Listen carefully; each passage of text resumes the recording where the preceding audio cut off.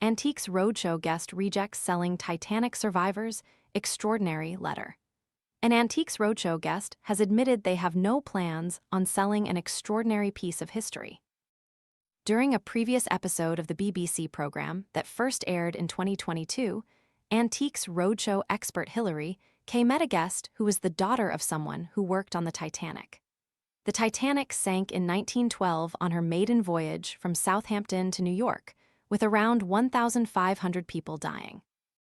In the century since, items from the ship have sold for thousands of pounds, with a life jacket believed to be from a survivor selling for £670,000. In April 2026, the Antiques Roadshow guest revealed that her father, Sidney Daniels, was hired to work on the ship at the age of 18 as a plate washer. After you work out, you can feel worn out. Reach for core power and rise to a whole new level of recovery. High-quality protein to build muscle. The nutrition you need to power on. Ready to order? Scan the QR code now or visit grabdeal.us/10. She told the story of how he survived from the fatal incident and the document that was kept with him through his terrifying journey. Hilary began, "Sitting by this very calm harbor, water gently lapping, it's going to be very difficult to plunge into this extraordinary story of a survivor from the Titanic." They then recalled, "It was a Sunday, he was sound asleep, there was a banging and shouting, and it was the night watchman."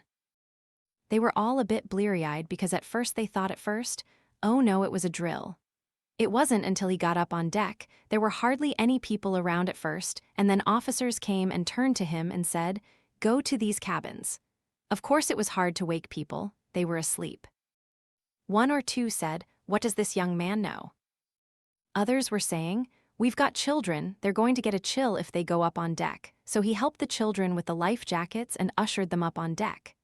Expert Hilary replied, "You can imagine the scene of chaos and despair because people realized there weren't enough lifeboats." Sidney's son went on, "That was his job.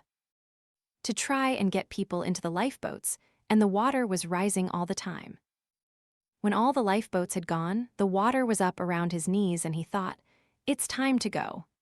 So he dived off the side of the boat, swam away from it, came to a lifebelt, and to my dad's mind, it was too close to the boat. He was afraid when the boat went down, the suction would take them down, so he said to this chap, 'It's no good here.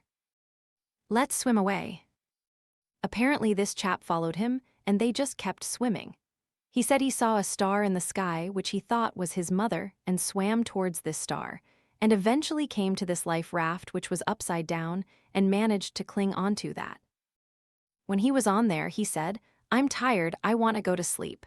And the chap next to him said, 'Don't go to sleep, lad, if you do, it will be your last.' So they sat there singing hymns trying to pass the time away.